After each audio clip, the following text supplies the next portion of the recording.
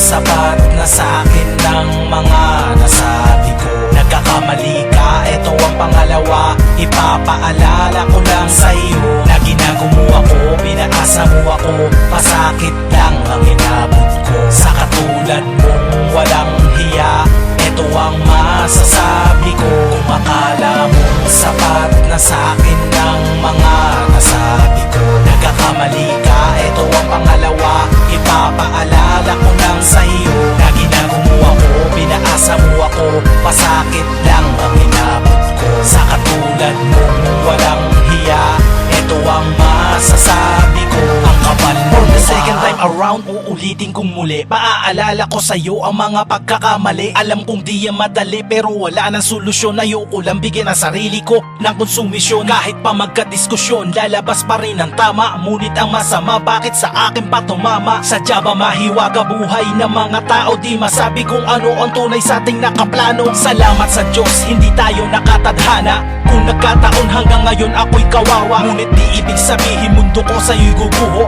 Nang dahilan sa'yo pangarap ko ay mapapako. Akin ang pinapangako at aking patutunayan na kahit wala ka, hindi ko yung pagsisisihan. Ginawa ko lang ito hindi dahil sa gusto ko, nais ko lang ipaalala na ginagawa ko ako. Akala mo sapat na sa'kin ng mga nasabi ko. Nagkakamali ka, eto ang pangalawa. Ipapaalala ko lang sa'yo na ginagawa ko, pinaasa mo ako, pasakit lang ang inabot ko. Sa katulad mong walang hiya, eto ang masasabi ko. Ang kapal ng mahirap paniwala at mahirap magtiwala. Pag-ibig ay parang magulo na panukala. Minahal kita, oo inaamin ko yan. Sinakripisyo ang lahat kahit merong masaktan.